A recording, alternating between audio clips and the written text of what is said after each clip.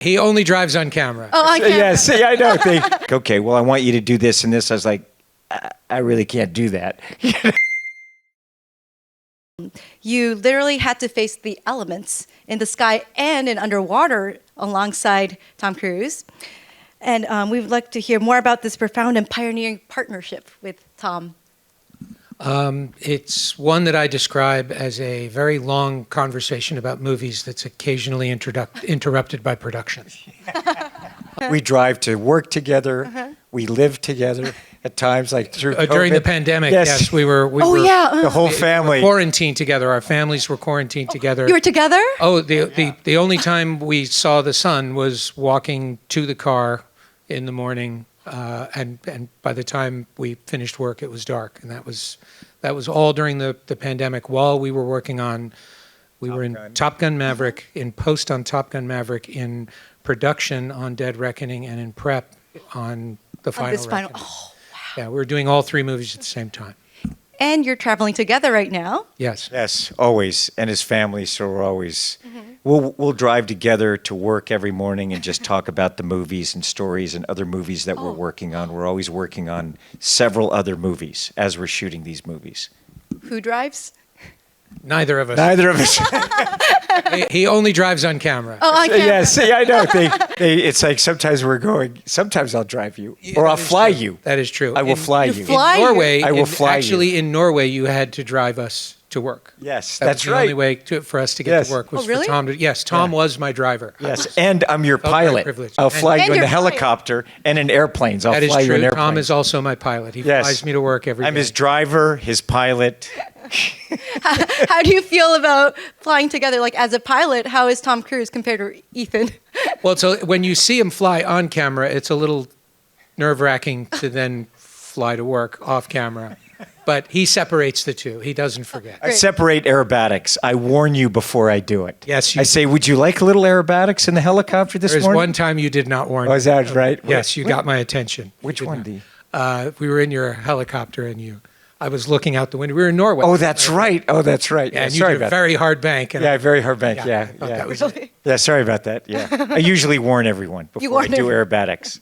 Wow, that is also a moment. He knows I can handle it. So. Oh, you can handle Can it. handle it. And also here, Tom, I think you suggested that Christopher go out on the wing on the plane for this. Yes, film? on this film, we are talking about the wing walking, and we are coming up with, like, I took him through, because I'm an aerobatic pilot. It's like the airplane can do this, and there was a lot of choosing the airplane and testing the airplane, and it was years actually preparing this.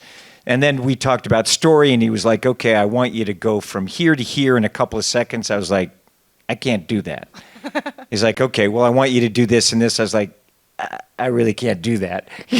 And I don't hear can't from him very No, often. I said just in terms of the speed, because the force of the air for me to move quickly on the wing was, you just can't do it. You're limited by the physics of how fast the aircraft is traveling and the force of the wind. That was utterly brutal. So I just said, listen, I think the best thing is if you just do it. Go out, sit in the airplane, go out on the wing and feel it, feel the pressure. So here I am training him to go out, going through. I had a 20-minute tutorial. From me. 20-minute training? 20-minute From me. tutorial on how to walk on the wing. Yes, and he walked on And the you wing. did Oh, yeah. the walk? Oh, yeah. Oh, yeah. How was the walk? It was great, actually. Yeah. It was a lot of fun. I would definitely do it again. But he also understood when the wind hits you, you stop breathing. Yeah. Because the force of the wind, it's you don't realize, but you can't breathe the air in. It's too much force. So I had to find ways to figure out how to keep my breath going with the physical exertion of being on that wing. So now he had that reality. And it was also, when we were doing the underwater sequence, he's directing me underwater, which is very unusual. We're having the director under there, and we had hand signals and the same thing when I'm on the wing, we figured out hand signals. He was in a helicopter, and he would open the door, and we'd go hand signals back and forth so that I knew what was happening. Like And- for example, what kind of... Yes, and if there was any danger or there was trouble or if there was with light, and he would direct me. We had hand signals for performance, let's do it again, are you okay?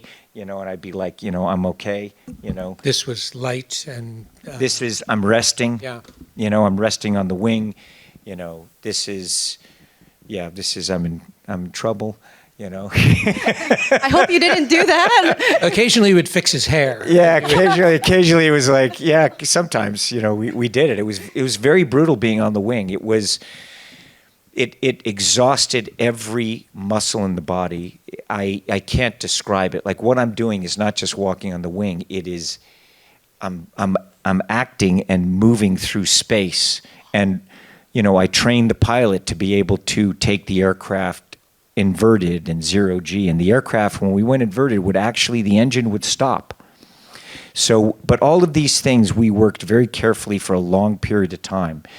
And figuring out what I can do physically on it. And there were times I had no more energy. I couldn't get, if anyone's ever done the hardest weight work of their life where they can't move and their arms are shaking, that's what it was like after a few minutes on that wing doing those things. So I had to train my body in a way that it would quickly, the muscles would process and gain more fuel. So it was really fascinating and very intense and exhilarating and very, very challenging.